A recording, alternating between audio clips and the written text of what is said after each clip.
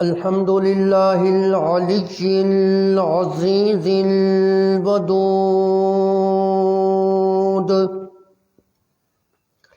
والصلاة والسلام على نبيه المحمود وعلى آله وأصحابه الذين هم صاحب الصدق والحياء والجود. أما بعد فأعوذ بالله من الشيطان الرجيم. بسم الله الرحمن الرحيم. في بيوت أذن الله أن ترفع ويذكر فيها اسمه يسبح له فيها بالغدو والآصال رجال لا تلهيهم تجارة ولا بيع عن ذكر الله وإقام الصلاة وإيتاء الزكاة يخافون يوما تتقلب فيه القلوب والأبصار ليجزيهم الله أحسن ما عملوا ويزيدهم من فضله والله يرزق من يشاء بغير حساب.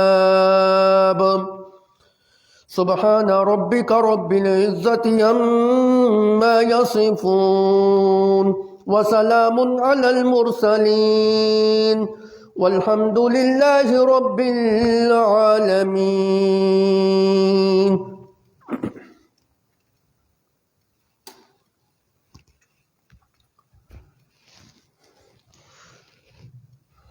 پچھلے جمعہ آخر میں ہماری بات یہاں تک پہنچی تھی کہ بندہ مومن اپنے رب کی عبادت سے کبھی بھی غافل نہیں ہوتا، کیونکہ اس کی زندگی کا مقصد ہی اللہ رب العزت کی عبادت کرنا ہے. وَمَا خَلَقْتُ الْجِنَّ وَالْإِنسَ إِلَّا لِيَعْبُدُونِ.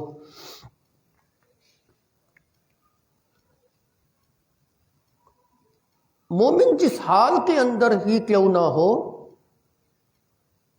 یہ اپنی عبادت، اپنے رب کی عبادت کے اندر لگا رہتا ہے. یہ تجارت کے اندر بھی اپنے رب کی عبادت ہی کر رہا ہوتا ہے.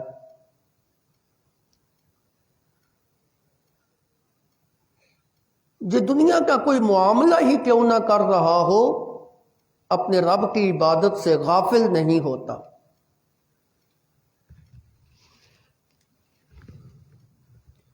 جس بھی حال کے اندر ہو، غفلت کے اندر نہیں ہوتا.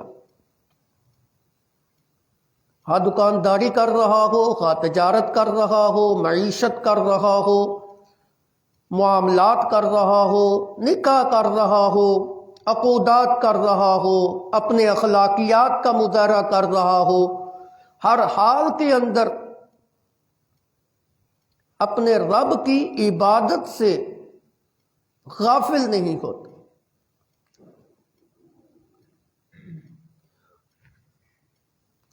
تجارت کرنا اس کی مجبوری ہے.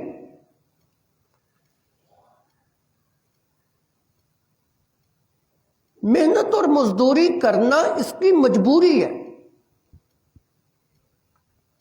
دنیا کے اندر کام کاج کرنا انسان کی مجبوری ہے. اگر نہیں کرے گا تو اپنی بیوی اور بچوں کا پیٹ جو ہے نا وہ کیسے پالے گا.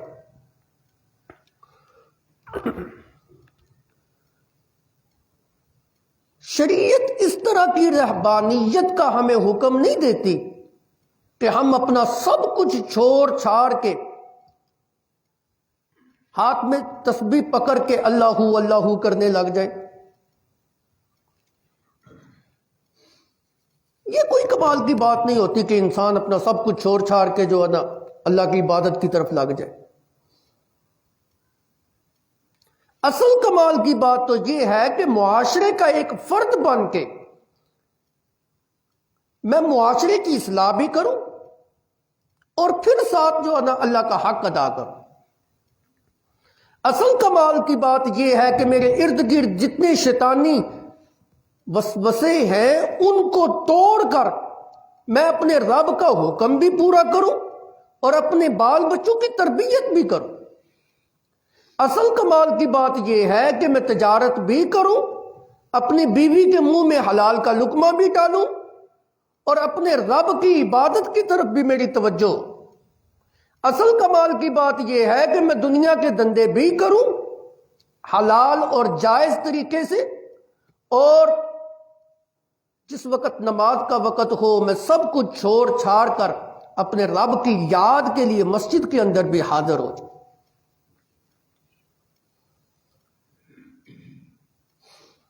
دنیا کی تجارت کے اندر یوں مگن ہو جانا کہ رب بھول جائے، یہ مومن کا شیوا نہیں۔ دنیا کی دولت اکٹھی کرنے میں یوں مگن ہو جاؤں کہ مجھے اللہ اور اس کے رسول کے حکم بھولنے لگے، اس کا مطلب یہ ہے کہ اس کا ایمان کامل نہیں۔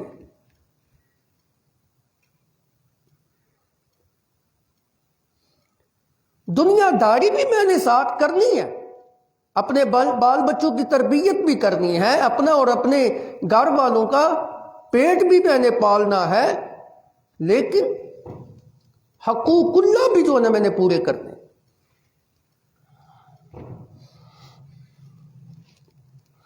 مومن دنیا کی تجارتوں کے پیچھے لگ کے اپنے رب کو بھولتا نہیں ہے۔ مومن اگرچہ دنیا کی تجارتیں کرتا رہے لیکن اس کی فکر جو ہے وہ آخرت کی طرف ہوتی ہے کہ میری آخرت سنور جائے، میں آخرت میں کامیاب ہوں۔ دنیا تو جیسے کیسے ہے گزر ہی جائے گی، جو رزق اللہ نے مقدر کے اندر لکھا ہوا ہے وہ مل کے رہے گا۔ اتنی دیر تک انسان کے اوپر موت نہیں آتی جب تک وہ اتنی روٹی نہیں کھا لیتا، اتنا رزق نہیں کھا لیتا جتنا اللہ نے اس کی قسمت میں لکھا ہوا ہے۔ اس کی اصل فکر دنیا کی تجارت کی نہیں ہوتی، مومن کی اصل فکر جو ہوتی ہے وہ اللہ کے ساتھ تجارت والی ہوتی ہے کہ جو تجارت میں اپنے رب کے ساتھ کر رہا ہوں اس میں کامیاب ہو جاؤں۔ قرآن پاک کی اس آیت مقدسہ کے اندر اللہ نے اسی طرف ہماری توجہ دلائی ہے۔ اعوذ باللہ من الشیطان الرجیم فی بیوت اذن اللہ ان ترفع ویذکر فیہا اسمہ یسبح لہ فیہا بالغدو والآصال فی بیوت ان گھروں میں، بیوت سے یہاں ہمارے وہ گھر نہیں ہے جہاں ہم رہتے ہیں، گھروں سے مراد وہ گھر جو اللہ کے گھر ہیں، مساجد مراد ہے۔ فی بیوت ان مسجدوں کے اندر باذن اللہ، اللہ رب العزت کا حکم یہ ہے ان ترفع کہ ان کو بلند کیا جائے، وَيُذْكَرَ فِيهَا اسْمُهُ اس کے اندر اسی کا نام ذکر کیا جائے، يُسَبِّحُ لَهُ فِيهَا بِالْغُدُوِّ وَالْآصَالِ ان مسجدوں کے اندر اسی کی تسبیح بیان کی جائے، صبح بھی انہی کی تسبیح ہو، شام کے وقت بھی اسی کی تسبیح ہو۔ یہ اللہ کا حکم ہے کہ ان جگہوں کو بلند کیا جائے۔ ان ترفع، اس کی مفسرین نے مختلف انداز کے ساتھ تفسیر کی ہے۔ ان ترفع کہ اللہ کی مساجد کو بلند کیا جائے۔ بلند کرنے کا ایک مطلب یہ ہے کہ ان مسجدوں کو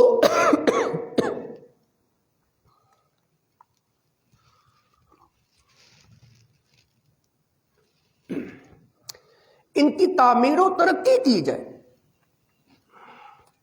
تعمیر کے لیے بھی ترفع کا لفظ جو ہے نا بولا جاتا ہے۔ قرآن پاک کا دوسرا مقام وَإِذْ يَرْفَعُ إِبْرَاهِيمُ الْقَوَاعِدَ مِنَ الْبَيْتِ وَإِسْمَاعِيلُ جس وقت میرے بندے ابراہیم اور اسماعیل بیت اللہ کی تعمیر کر رہے تھے. یرفع ادھر وہی لفظ وہی ہے، بس اعراب جو ہے نا وہ دوسرا ہے. ان ترفع بلند کیا جائے. بلندی سے مراد مسجد کی تعمیر و ترقی بھی ہے. ایمان والے بندے کی اللہ رب العزت نے علامت یہ بیان کی ہے کہ وہ مسجدوں کو تعمیر کرتا ہے، اور صرف علامت نہیں، اللہ نے اس کی صفات بھی بیان کی. انما یامر مساجد اللہ من آمن باللہ والیوم الآخر واقام الصلاة وآت الزکاة ولم یخش الا اللہ. مسجد کی تعمیر و ترقی اور مسجد کا جو متولی ہوتا ہے، اللہ نے اس کی صفات بیان کی.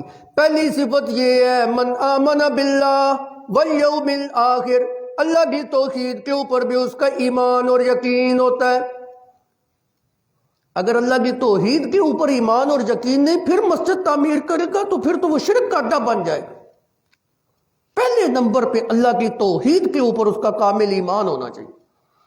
والیوم الآخر، روز آخرت کے اوپر بھی اس کا یقین ہونا چاہیے. مسجدیں تو مشرکین بھی تعمیر کیا کرتے تھے، بیت اللہ کی تعمیر و ترقی میں حصہ لیا کرتے تھے، لیکن یہ دونوں چیزیں ان کے اندر نہیں تھی.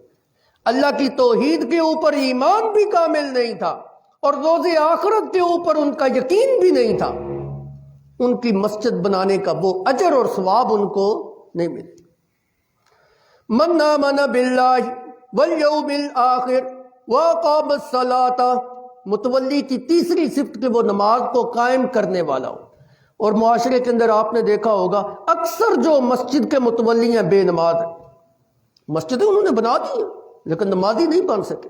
نہ ان کی اولاد نمازی جو ہے نہ وہ خود جو ہے نا وہ نمازی ہیں. جی مسجد کا متولی وہ ہونا چاہیے جو 5 وقت مسجد کے اندر حاضر ہو کے با جماعت نماز پڑھنے والا ہو، جو سچا نمازی ہو. وآت الزکاة، زکوٰۃ کو ادا کرنے والا ہو. ولم یخش الا اللہ، 5ویں صفت اللہ رب العزت نے یہ بیان کی، اس کے دل کے اندر صرف اور صرف ایک اللہ کا ڈر اور خوف ہونا چاہیے. اور میں سمجھتا ہوں یہ جو اللہ رب العزت نے صفت بیان کی بڑی زبردست صفت بیان کی. آپ دیکھیں اکثر جو مسجدیں تعمیر کرنے والے لوگ ہیں نا، ان کے اندر خوف الہی نہیں ہوتا، تکبر ہوتا ہے. ایسا ہی مسجد ہے جی، ہم اس کے مالک ہیں. حالانکہ مسجد کی جو جگہ ہوتی ہے اس کا کوئی مالک نہیں ہوتا. جس وقت مسجد بنا دی گئی وہاں پہ اذان اور نماز شروع ہو گئی، بس اس کی ملکیت سے نکل گئی ہے.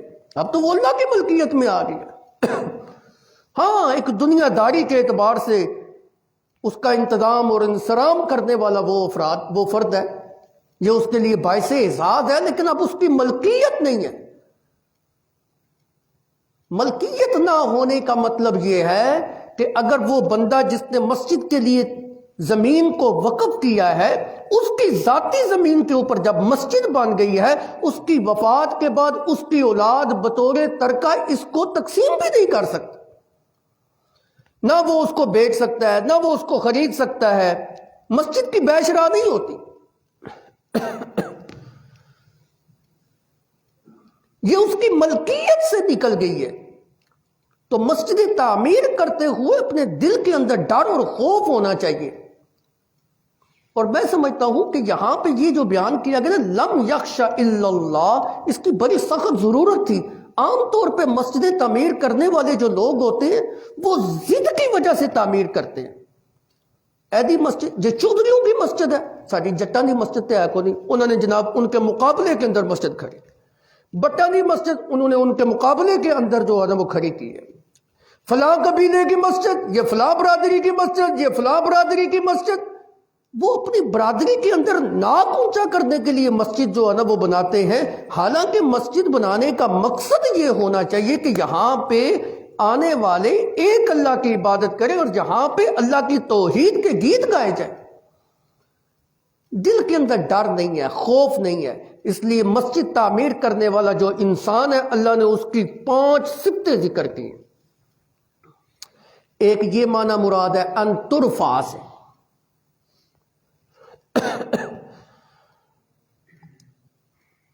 ایک روایت کے اندر آتا ہے حضرت عثمان غنی رضی اللہ تعالیٰ عنہ جس وقت اپنے دور خلافت کے اندر مسجد نبوی شریف کی از سر نو تعمیر کرنے لگے نا، تو کچھ صحابہ نے رکاوٹ ڈالی کہ یہ کام نہیں کرنا چاہیے، اللہ کے پیغمبر نے جس طرح مسجد بنائی اسی حیت میں رہنی چاہیے، اسی شکل میں رہنی چاہیے، کیا اس کی ضرورت ہے؟ جس وقت صحابہ کرام کا اصرار بڑھا نا، تو حضرت عثمان غنی رضی اللہ تعالیٰ عنہ ان کو جواب دیتے ہوئے ارشاد فرماتے ہیں، میں نے اللہ کے پیغمبر صلی اللہ علیہ وسلم کی زبان مبارک سے یہ کلمہ سنا ہے، من بنا للہ مسجدا بنا اللہ لہ بیتا فی الجنہ، جس انسان نے روئے زمین کے اوپر اللہ کے گھر کو تعمیر کیا، اللہ جنت کے اندر اس کا محل تعمیر کریں گے۔ اب صحابہ جو ہے نا وہ بیٹھ گئے۔ حضرت عثمان کو تو اللہ رب العزت نے بڑی خصوصیات عطا کی ہوئی تھی، ان کی یہ بھی خصوصیت ہے کہ انہوں نے مسجد کی تعمیر و ترقی بڑی خوبصورت طریقے سے کی تھی، بلکہ ایک روایت میں آتا ہے کہ عجم کے علاقے سے ساگوان کی بڑی قیمتی لکڑی منگوا کر انہوں نے اس کا استعمال جو ہے نا اس کے اندر کیا تھا۔ لیکن اس مسجد کی تعمیر و ترقی کے اوپر جتنا خرچ آیا تھا وہ آپ نے بیت المال سے نہیں لیا، حکومت کے اخراجات سے نہیں نکالتا، اپنی ذاتی پیسے جو نا اپنی جیب سے جو نا مسجد کی تعمیر جو نا وہ کرائے۔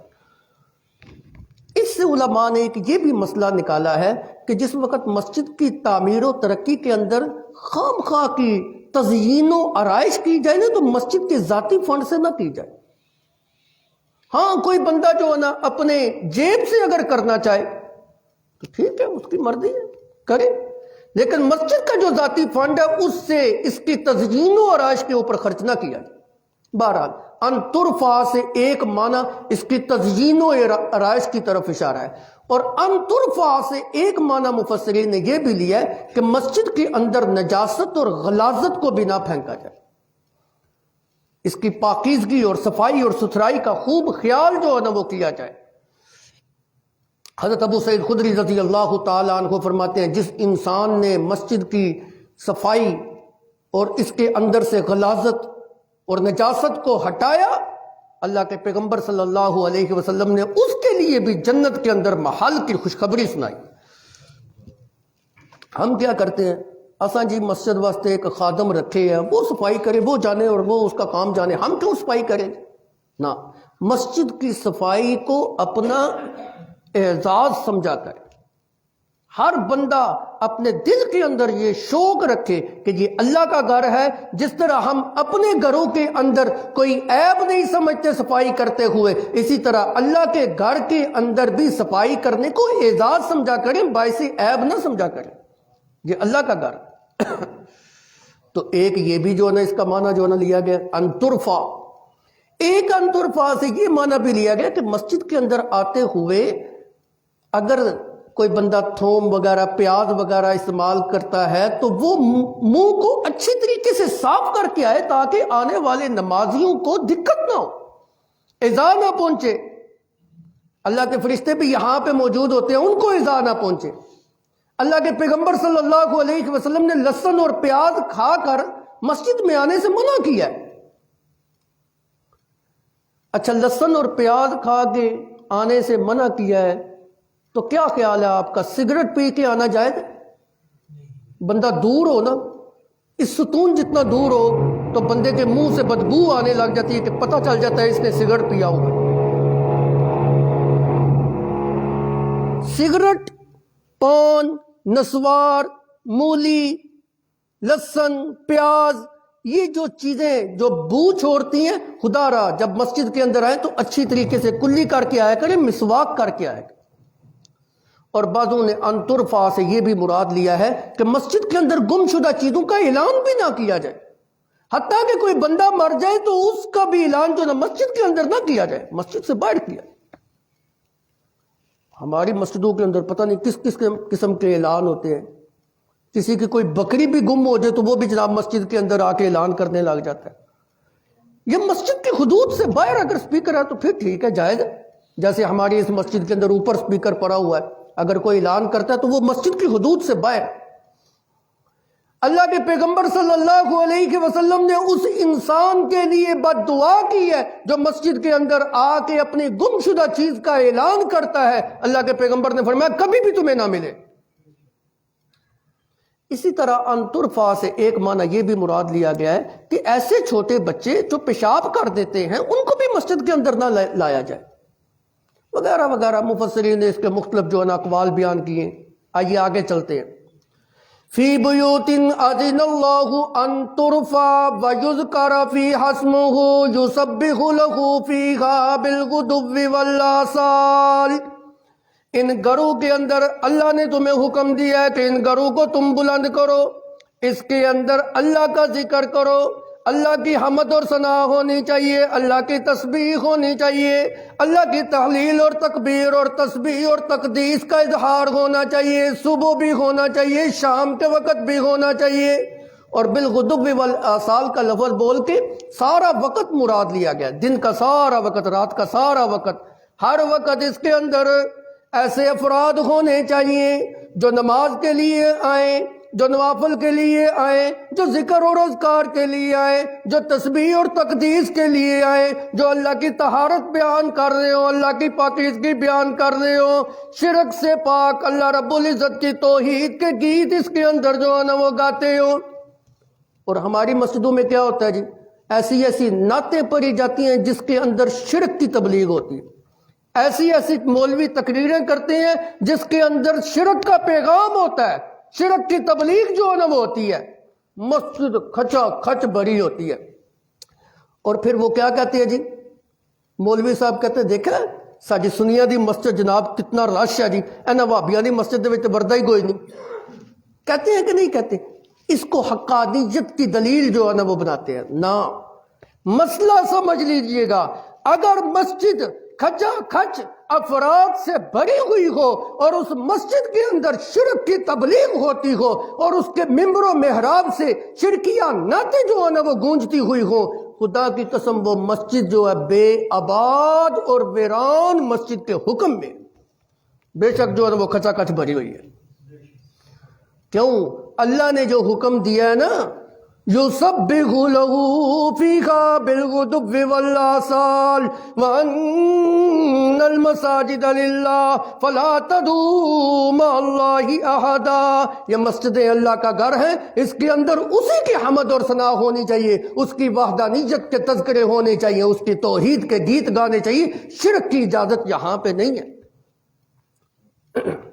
رجال, اگلی بات عرض یہ کرنا چاہتا ہوں, مسجد سے محبت کیا کریں.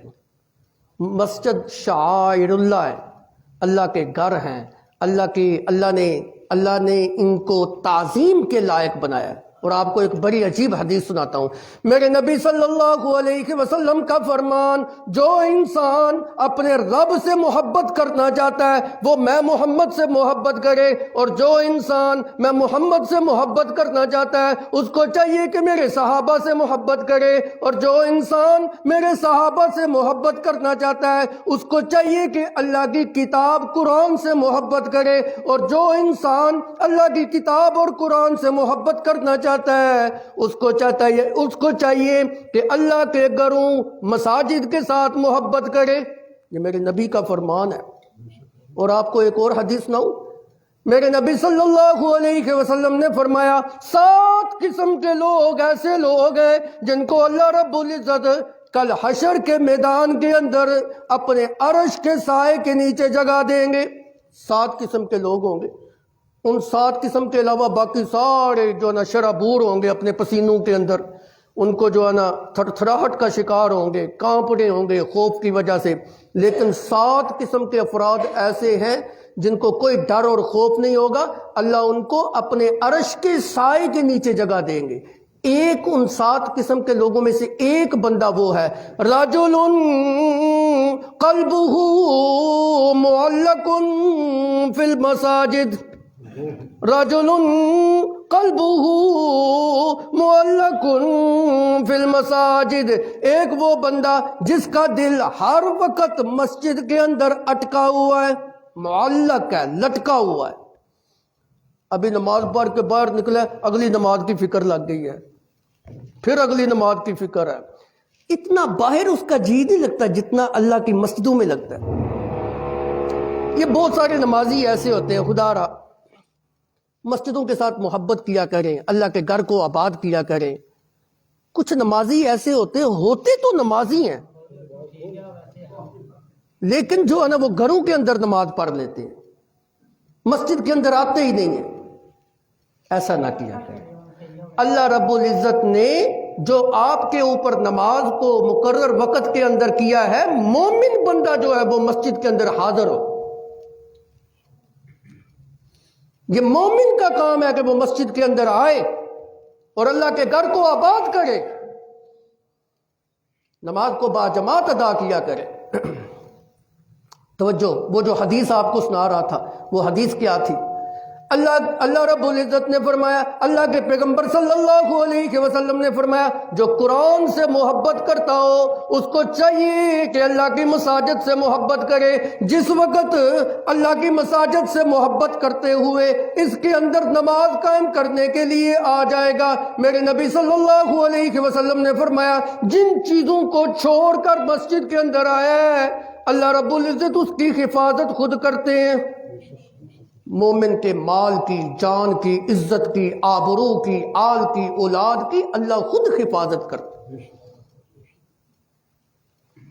اور اسی روایت کا ایک ٹکڑا یہ ہے کہ آپ صلی اللہ علیہ وسلم نے فرمایا جو ان مسجدوں کے اندر آ کے نماز پڑھتا ہے، یہ مسجدیں ایسی جگہ ہیں، یہ بڑی بابرکت جگہ ہے، یہ جگہ بھی بابرکت ہے، اور جو اس برکت والی جگہ کے اندر آ جاتا ہے اللہ اس کو بھی برکتوں سے نوازتا ہے۔ یہ جگہ بھی ایسی ہے جس کی اللہ رب العزت نے حفاظت کی، اور جو اس جگہ کے اندر آنے والے سچے نمازی ہیں ان کی حفاظت بھی اللہ رب العزت خود کرتے ہیں۔ تو مسجدوں کے ساتھ محبت کا اظہار کیا کریں۔ اگلی آیت، رجال اللہ تلخیہم تجارت ولا بیع عن ذکر اللہ۔ اللہ رب العزت نے فرمایا ایسے مرد، کچھ ایسے مرد بھی ہیں، لا تلخیہم تجارت ولا بیع عن ذکر اللہ۔ یہ سورہ نور کی آیت نمبر 37 ہے، گھروں میں جا کے بے شک ترجمہ دیکھیں۔ ایسے مرد بھی ہیں ان کی تجارتیں، ان کی خرید و فروخت ان کو اللہ کے ذکر سے غافل نہیں بناتی، اللہ کے ذکر سے غافل نہیں بناتے، بلکہ وہ سب کچھ چھوڑ چھاڑ کے اقام الصلاۃ و ایتاء الزکوٰۃ، نماز کو قائم کرتے ہیں۔ اور آپ کبھی غور کریں نا اللہ رب العزت نے لفظ کیسا بولا، رجال۔ رجال کس کو کہتے ہیں؟ مردوں کو۔ اس میں اشارہ ہے اس بات کی طرف کہ مسجد کو آباد کرنا جو ہے یہ مردوں کا کام ہے، عورتوں کا کام نہیں ہے۔ رجال رجال رجال، یہ مردوں کا کام ہے۔ میرے نبی صلی اللہ علیہ وسلم نے فرمایا عورت کی سب سے بہترین اور افضل ترین نماز اس کے گھر کی تنگ و تاریک کوٹھری کے اندر، جتنی اللہ کو وہ محبوب ہے نا، جتنی وہ پردوں کے اندر لپٹ کے نماز پڑھے گی، مسجد میں اتنی محبوب آتے۔ اے بھی نہ سمجھو مت بات جا کے شور مچا دو مولوی نے کہا کہ عورت مسجد نماز پڑھ نہیں سکتی، نہ میں یہ نہیں کہہ رہا۔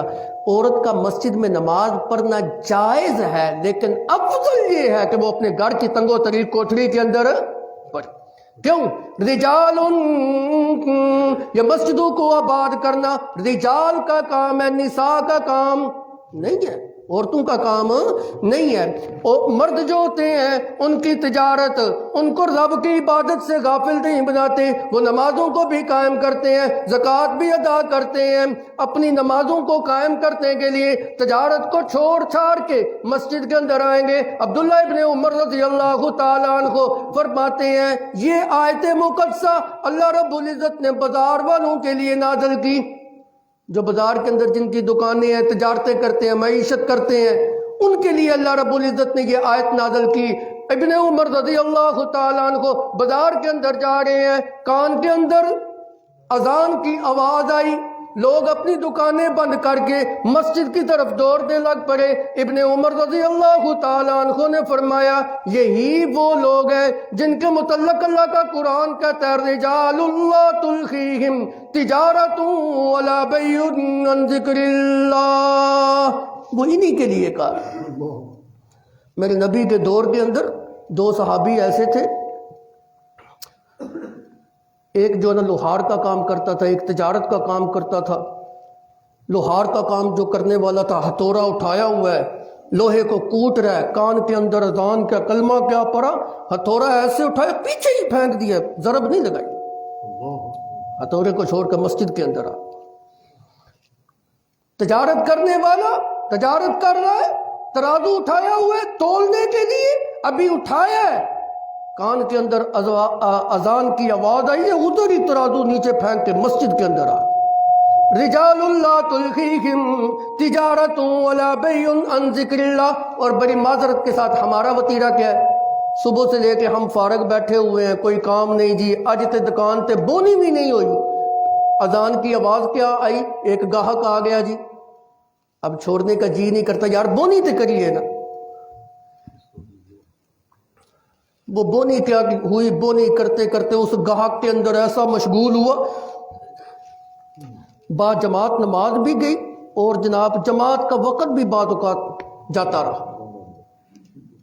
یاد رکھیے نماز کے وقت اگر گاہک آتا ہے نا تو وہ گاہک نہیں ہے، وہ شیطان ہے جو آپ کو آپ کی نماز سے دور کرنا چاہتا۔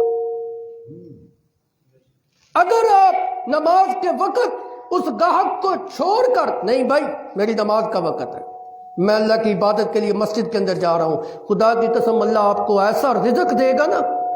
یہی وجہ کہ اگلی آیت میں اللہ نے رزق کا تذکرہ کیا، لِيَجْزِيَهُمُ اللَّهُ أَحْسَنَ مَا عَمِلُوا وَيَزِيدَهُم مِّن فَضْلِهِ وَاللَّهُ يَرْزُقُ مَن يَشَاءُ بِغَيْرِ حِسَاب۔ اللہ رب العزت نے کیا فرمایا، میں اس کو بہترین رزق دوں۔ یہ ہے سچے تاجر جو دنیا کی تجارتوں کو ترک کر کے اپنے رب کے ساتھ تجارت کر دے۔ اصل تجارت یہ ہے۔ آئیے آپ کو حوالے کے طور پر ایک اور تجارت کے متعلق جو ہے نا وہ آیت سنا دیتا ہوں۔ قرآن پاک کا ایک مقام اللہ رب العزت نے فرمایا ان الذین یتلون کتاب اللہ واقاموا الصلاۃ وانفقوا مما رزقناہم سرا وعلانیہ یرجون تجارت لن تبور۔ بے شک وہ لوگ یتلون کتاب اللہ جو اللہ کی کتاب کی آیات کی تلاوت کرتے ہیں۔ یہ سچے تاجر کی پہلی صفت ہے، جو اللہ کے ساتھ تجارت کرنے والا نا، پہلی صفت یتلون کتاب اللہ، اللہ کی کتاب کے ساتھ ان کی محبت کا اظہار جو ہے کہ وہ سچی تلاوت کرتے ہیں۔ یتلون کتاب اللہ، اللہ کو وہ بندہ بڑا محبوب ہے جو انسان اللہ کی کتاب کی تلاوت کرتا ہے۔ خدا را اللہ کی کتاب کی تلاوت کو اپنی نشست و برخاست بنا لے، ہر وقت اللہ کی کتاب کی تلاوت کیا کرے،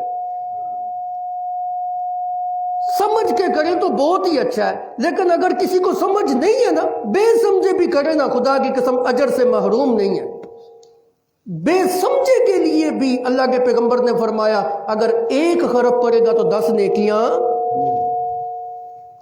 کسی شاعر کا کلام اس کے سامنے پڑھا جائے وہ کتنا خوش ہوتا ہے، بندوں کو بتاتا ہے اے جرا بندہ اشعار پڑھا نا، یہ میرا لکھا ہوا کلام ہے۔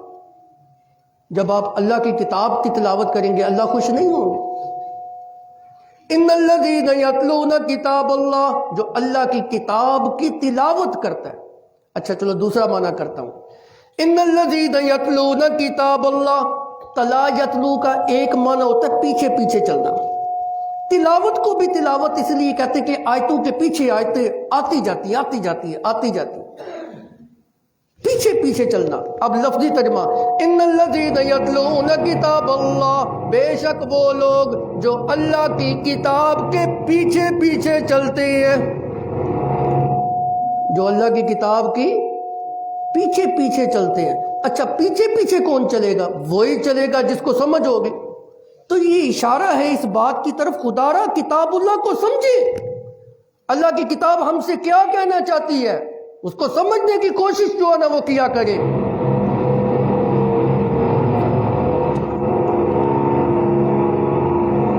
مومن کی اللہ رب العزت نے علامت یہ بیان کی ہے، اذا تلیت علیہم آیاتہ زادتہم ایمانا، جب اس کے سامنے قرآن کی آیات کی تلاوت کی جاتی ہے، زادتہم ایمانا، اس کے ایمان کے اندر اضافہ ہوتا ہے۔ ایمان کے اندر اضافہ کب ہوگا؟ جب وہ سمجھ رہا ہوگا۔ آپ کے سامنے پورا قرآن پڑھ لیا جائے، جب آپ کو ترجمہ ہی نہیں آتا کیسے ایمان کے اندر اضافہ ہوگا؟ خدا را اللہ کی کتاب کو سمجھنے کی کوشش کیجیے۔ ایمان کے اندر اضافے کا سبب تبھی بنے گا جب آپ اللہ کی کتاب کو سمجھتے ہوں گے۔ پھر جب قرآن کی آیتیں آپ کے سامنے پڑھی جائیں گی، آپ کا ایمان بڑھے گا اور زیادہ مضبوط ہوگا۔ ہاں، میرا عقیدہ اور نظریہ قرآن کے عین مطابق۔ اللہ کی کتاب کو سمجھیں، یتلونہ حق تلاوتی ہی کا یہی مطلب ہے کہ وہ تلاوت ایسے کرتے ہیں جیسے اس کا حق ہے۔ حق کیا ہے؟ کہ اس کو سمجھ کے پڑھیں، پہلی بات۔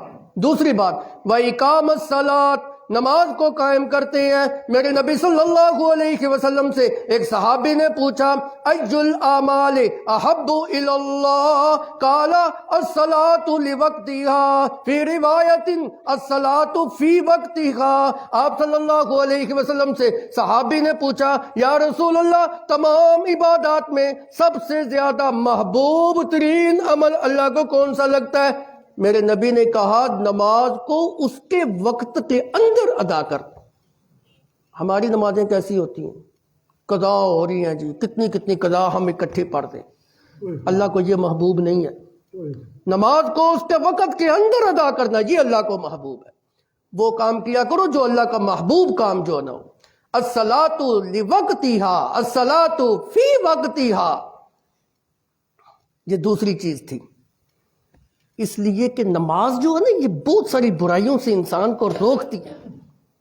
ان الصلاۃ تنہی عن الفحشاء والمنکر، انسان کو بے حیائی سے روکتی ہے۔ با حیا انسان وہی ہوتا ہے جو سچا نمازی ہوتا ہے۔ جس کی زندگی کے اندر نماز نہیں ہے، بے حیا ہے۔ برائی سے رکنا چاہتے ہو، سچے نمازی بن جاؤ، نماز کو قائم کرنے والے بن جاؤ۔ مسجد کے اندر آ کے 5 وقت کی نماز با جماعت، آداب کا لحاظ کرتے ہوئے، اچھی طرح وضو کرتے ہوئے، فرائض اور سنن اور واجبات کا لحاظ کرتے ہوئے، پورے خشوع اور خضوع کے ساتھ ادا کرنا، یہ سچا نمازی۔ وَلَذِكْرُ اللَّهِ اکبر، انسان کو تو چاہیے ہر وقت اپنے رب کو یاد کرتا رہے۔ یہ رب کو یاد کرنا بہت بڑی بات ہے، لیکن میں اس جملے کو پیچھے کے ساتھ جوڑنا چاہتا ہوں۔ ان الصلاۃ تنہی عن الفحشاء والمنکر، نماز بے حیائی سے روکتی ہے۔ یہ نماز اللہ کا تمام ذکروں میں سب سے بڑا ذکر ہے۔ ایک ذکر تم کرتے ہو نا، مسجد کی بتیاں بند جی، کمرے کی بتیاں بند جی، سروں کے اوپر کپڑے ڈال لو جی، ہو ہو ہو ہو ہو ہو ہو، یہ کیا ہو رہا ہے جی؟ ذکر ہو رہا ہے۔ اللہ کیا کہہ رہے ہیں؟ وَلَذِكْرُ اللَّهِ اکبر۔ مومن جو ہوتا ہے نا وہ صرف مسجد کے اندر ذکر بالجہر کا محتاج نہیں ہوتا، بلکہ وہ ہر وقت اپنے رب کو یاد رکھتا ہے۔ یہی اللہ کا ذکر ہے۔ وہ تجارت کر رہا ہو، حلال طریقے سے اگر تجارت کر رہا ہے نا تو اللہ کے ذکر کے اندر مشغول ہے۔ وہ اپنے بیوی کے ساتھ معاملہ کر رہا ہو، اپنے بچوں کی تربیت کر رہا ہو، والدین کی خدمت کر رہا ہو، اپنے دوست کے ساتھ، اپنے قریبوں رشتہ داروں کے ساتھ اگر معاملات کرتے ہوئے اللہ سے ڈرتا ہے نا تو یہ اللہ کا ذکر ہے۔ وہ اللہ کے ذکر کے اندر مشغول ہے۔ لیکن اس کا مطلب یہ بھی نہیں یہ سارے کام آپ کرتے رہیں، نماز بھی گیا، روزہ بھی گیا۔ بعض لوگ ایسے بھی ہوتے ہیں معاشرے کے اندر ان کا جو ہے نا دوسرے لوگوں کے ساتھ تو بڑا حسن سلوک ہوتا ہے، کسی کو داؤ نہیں لگایا، فرار نہیں لگایا، لیکن نمازی بھی کوئی نہیں ہوتے، روزے بھی نہیں رکھتے۔ اس کا مطلب یہ کہ لوگوں کے ساتھ تو اس نے اچھا معاملہ کیا ہے، لیکن جو رب کے حقوق تھے وہ اس نے پورے نہیں کیے۔ اللہ کے حقوق بھی پورے کرنے ہیں اور لوگوں کے حقوق بھی پورے کرنے، تب تم کامل انسان۔ وَلَذِكْرُ اللَّهِ اکبر، نماز جو ہے نا یہ اللہ کا بہت بڑا ذکر ہے۔ کیوں؟ اس لیے کہ نماز ایک ایسی چیز ہے جس کے اندر اللہ کی تسبیح بھی ہے، تحمید بھی ہے، تمجید بھی ہے، تکبیر بھی ہے، تقدیس بھی ہے، رکوع بھی ہے، قرآن کی آیات کی تلاوت بھی ہے، نبی صلی اللہ علیہ وسلم کا کے اوپر درود بھی ہے، اپنے لیے اور اہل خانہ کے لیے دعائیں بھی ہیں۔ اس لیے تمام ذکروں کو اللہ رب العزت نے نماز کے اندر جمع کیا ہے۔ اور آپ کبھی غور کریں نا، جو انسان نماز کے لیے آتا ہے نا، وہ اپنی تجارت کو بھی چھوڑ کے آتا ہے، گویا مال کی قربانی کر کے بھی آ رہا ہے۔ جان کی تو قربانی کر ہی رہا ہے، اللہ کی حمد ثنا تو کر بھی رہا ہے۔ میں کہتا ہوں نماز ایک ایسی عبادت ہے جو مالی عبادت کے ساتھ بھی تعلق رکھتی ہے۔ کیسے؟ اپنی دکان کو بند کر کے مسجد کے اندر آیا، مال کو قربان کر کے آیا کہ نہیں کر کے آیا؟ وَلَذِكْرُ اللَّهِ اکبر۔ اس لیے اللہ کا محبوب ترین عمل جو ہے نا وہ نماز ہے۔ دوسری چیز، پہلی چیز کیا تھی؟ ان الذین یتلون کتاب اللہ واقاموا الصلاۃ وانفقوا مما رزقناہم سرا وعلانیہ، خفیہ طریقے سے بھی صدقے کرتا ہے، اعلانیہ طریقے سے بھی صدقے کرتا ہے، چھپ چھپ کے بھی دیتا ہے، ظاہر کر کے بھی دیتا ہے۔ جہاں مقام ظاہر کرنے والا تھا، لوگوں کی تہمت کا خدشہ تھا، وہاں ظاہر کر کے صدقہ دیتا ہے، زکوٰۃ ظاہر کر کے دیتا ہے، فطرانہ ظاہر کر کے دیتا ہے، قربانیاں سب کے سامنے کرتا ہے۔ لیکن جہاں نفلی صدقے کی بات آ گئی، وہاں ایسا چھپ کے دیتا ہے، بس اس غریب کو پتہ ہے اور اس کو پتہ ہے، دکھلاوا نہیں کرتا۔ خدا را ضروری ہے کہ غریب بندہ آپ کے گھر پہ آ کے دستک دے کہ میری مدد کرو؟ کمال تو یہ ہے کہ آپ غریب کے گھر میں خود پہنچائیں، یہ کمال کی بات، تاکہ اس کی عزت نفس مجروح نہ ہو۔ اللہ اکبر۔ تین صفتیں جس کے اندر ہیں نا، اللہ کہتے ہیں یرجون تجارت لن تبور، اس بندے نے میرے ساتھ ایسی تجارت کی ہے لن تبور، جس کے اندر گھاٹا نہیں ہے، لن تبور، جس کے اندر نقصان نہیں ہے، لن تبور، جس کے اندر خسارہ نہیں ہے۔ اوے دکانداروں، اوے فیکٹریاں چلانے والوں، اوے کاروبار کرنے والوں، اوے بڑے بڑے سرمایے کو لگا کر معیشت کو مضبوط کرنے والوں، دکاندار کرتا ہے نا، خدا کی قسم کم عقل ہونے کی وجہ سے بعض اوقات تجارت میں اس کو گھاٹا ہوتا ہے، نقصان اٹھانا پڑ جاتا ہے، معیشت ڈوب جاتی ہے، خسارہ ہو جاتا ہے، نقصان ہو جاتا ہے، سرمایہ ڈوب جاتا ہے، بلکہ اس سے بھی بڑھ کر قرضوں کے بوجھ تلے آ جاتا ہے۔ لیکن اللہ کہتے ہیں دنیا کی تجارتوں کے اندر تم خسارہ اٹھا بیٹھتے ہو، دنیا کی تجارت کے اندر نقصان کر بیٹھتے ہو۔ آؤ میں اللہ تمہیں بتاتا ہوں جس میں خسارہ کوئی نہیں ہے۔ وہ کون سی تجارت؟ پہلی تجارت یتلون کتاب اللہ واقاموا الصلاۃ وانفقوا مما رزقناہم سرا وعلانیہ یرجون تجارت لن تبور، اس تجارت کے اندر تمہیں گھاٹا نہیں، یہ تجارت کیا کرو نا۔ اللہ اکبر۔ آئیے ایک اور آیت سناتا ہوں، ٹائم تو ختم ہو گیا۔ یا ایھا الذین آمنوا هل ادلکم علی تجارۃ تنجیکم من عذاب علیم، میں اللہ تم کو بتلاتا ہوں ایک ایسی تجارت جو تمہیں اتنا بڑا نفع دے گی، تنجیکم، تم کو نجات دے دے گی، کس سے؟ عذاب علیم سے۔ اچھا، اب ہر بندہ، ہر مومن بندہ یہ چاہتا ہے کہ نہیں کہ ہم آخرت میں عذاب سے بچ جائیں؟ اچھا، جو چاہتا ہے وہ ہاتھ کھڑا کرے۔ ماشاءاللہ، ہم سب چاہتے ہیں کہ ہم جہنم کے عذاب سے بچ جائیں۔ آؤ پھر نسخہ، قرآن کا نسخہ لے لو۔ تؤمنون باللہ ورسولہ وَتُجَاهِدُونَ فِي سَبِيلِ اللَّهِ بِأَمْوَالِكُمْ وَأَنفُسِكُمْ ذَلِكُمْ خَيْرٌ لَكُمْ إِن كُنتُمْ تَعْلَمُونَ۔ تُؤْمِنُونَ بِاللَّهِ، اللہ کی توحید کے اوپر ایمان لے آؤ۔ تُؤْمِنُونَ بِاللَّهِ، باللہ اے بتوحید اللہ، اللہ کی توحید کے اوپر ایمان لے آؤ، ایسے کہ اللہ کو اس کی ذات اور صفات میں وحدہ لا شریک سمجھو، کوئی مشکل کشا نہیں، اکیلا اللہ مشکل کشا ہے، کوئی حاجت روا نہیں، کوئی فریاد رس نہیں، کوئی باپا دینے کے اوپر قادر نہیں، علی خجمیری بھی بیٹے اور بیٹیاں دینے کے اوپر قادر نہیں، اجمیری بھی دینے کے اوپر قادر نہیں، عبداللہ شاہ گادی بھی دینے کے اوپر قادر نہیں، سب کچھ دینے والی ذات اللہ رب العزت کی ذات ہے۔ وَتُعِزُّ مَن تَشَاءُ وَتُذِلُّ مَن تشاء بیدک الخیر انک علی کل شیء قدیر۔ اس کی ان صفتوں کے اندر کوئی بزرگ، کوئی ولی، کوئی نبی، کوئی مردہ، کوئی زندہ، کوئی عالم، کوئی جاہل اس کا شریک نہیں۔ اس طرح اللہ کے اوپر ایمان لے کے آؤ۔ تؤمنون باللہ، تؤمنون باللہ ورسولہ، اس کے رسول کے اوپر بھی تمہارا ایمان یوں ہونا چاہیے کہ میں اللہ کو آخری رسول مانتا ہوں، اس کے بعد کسی اور نے رسول نہیں آنا۔ پھر اپنی ساری زندگی اس کی تابع داری کے اندر، اس کی سیرت کے مطابق، اس کے اسوائے کامل اور اسوائے حسنہ کے مطابق جو نہ وہ گزارتا ہوں۔ بدعات کو چھوڑنے کا اعلان کرتا ہوں، رسم و رواج کو چھوڑنے کا اعلان کرتا ہوں۔ کل تیجا، ساتواں، دسواں یہ میری نبی کی سنت کی مخالفت ہے۔ جس وقت ایک بندہ کہتا ہے نا تؤمنون باللہ ورسولہ، میں اللہ کے اوپر بھی ایمان لایا، اللہ کے رسول کے اوپر بھی ایمان لایا، تو پھر اس کی زندگی سنت کے مطابق گزرنی چاہیے۔ یہ نہیں کہ برادری کھڑے نہیں ہونے دیتی، چلو یار کل کر لینے، چلو نام تبدیل کر کے اس کو جناب اجتماعی دعا کا نام دے دیتے، قرآن خوانی کا نام دے دیتے ہیں، دعائے خیر کا نام دے دیتے ہیں۔ دعائے خیر ہو، اجتماعی دعا ہو، قرآن خوانی ہو، یا کوئی اور نام اس کو دے دے، ہے وہ بدعت۔ اس کا مطلب یہ ہے کہ ورسولہ، تؤمنون باللہ ورسولہ کے اوپر اس کا کامل ایمان اور یقین نہیں۔ اللہ کے رسول کے اوپر ایمان اگر لے کے آنا ہے تو پھر اس کی سنت کے مطابق زندگی گزارنی ہے۔ بدعات کو چھوڑنا پڑے گا، رسم و رواج کو چھوڑنا پڑے گا، خرافات کو چھوڑنا پڑے گا، اپنی من مانی کو چھوڑنا پڑے گا۔ سنت کے عین مطابق زندگی گزارو گے پھر جو نجات ملے گی، وگرنہ کل بدعت ضلالہ، کل ضلالت فی النار، بدعات تمہیں جہنم کے اندر لے جائیں۔ برادری ناراض ہوتی ہے تو بے شک ہو، برادری کا نہیں تم نے خیال کرنا، اس کو تم راضی کر بھی نہیں سکتے۔ اگر کل کر بھی دو، تیجا، ستواں، دسواں کر بھی دو، یہ پھر بھی راضی نہیں۔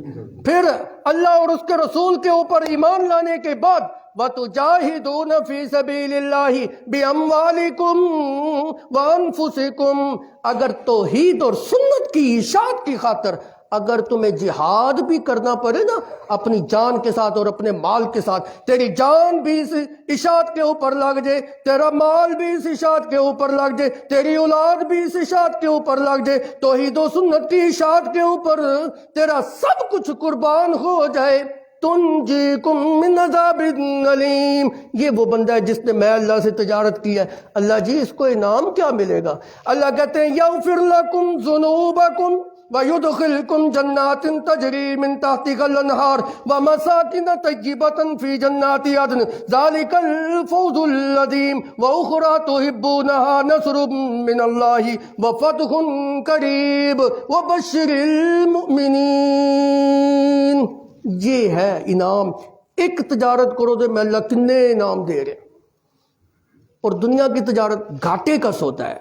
اللہ کے ساتھ جو تجارت تم نے کی ہے اس میں گھاٹا نہیں ہے، کامیابی کامیابی ہے۔ اللہ اور اس کے رسول کے اوپر ایمان لا کے جس انسان نے اللہ سے تجارت کیا وہ کبھی بھی خسارے کا سودا نہیں کر سکتا، نقصان نہیں اٹھا سکتا۔ اور جس نے اللہ اور اس کے رسول کے اوپر ایمان نہیں لے کے آیا، اللہ بھی مشکل کشا، کوئی اور بھی مشکل کشا، اللہ بھی حاجت روا، شیخ عبد القادر جیلانی بھی حاجت روا۔ اللہ کہتے ہیں یہ وہ بندے ہیں اولئک الذین اشتروا الضلالۃ بالہدی فما ربحت تجارتہم وما کانوا مہتدین، جنہوں نے ہدایت کے بدلے میں، میری توحید کے بدلے میں، میری نبی کی سنت کے مقابلے کے اندر شرک اور بدعات کو اپنے گلے کا توق بنایا اور قبول کیا، ما ربحت تجارتہم، ان کی تجارت نے ان کو نفع نہیں دیا، خسارے والی تجارت کی، ابد الاباد جہنم کے اندر جو ہے وہ جلتے رہیں گے، مرتے رہیں گے، میں اللہ کبھی بھی ان کو باہر نہیں نکالوں گا۔ عرض یہ کرنا چاہتا ہوں دنیا کے اندر تجارت کریں، حلال طریقے سے مال کمائیں، ساری زندگی کماتے رہیں، لیکن اللہ کی توحید اور نبی صلی اللہ علیہ وسلم کی سنت کے مطابق جس انسان نے زندگی کی اس نے اللہ سے تجارت کی۔ دنیا کی تجارت میں خسارہ ہو سکتا ہے، اللہ کے ساتھ کی ہوئی تجارت میں خسارہ۔ اللہ عمل کی توفیق عطا فرمائے۔ وآخر دعوانا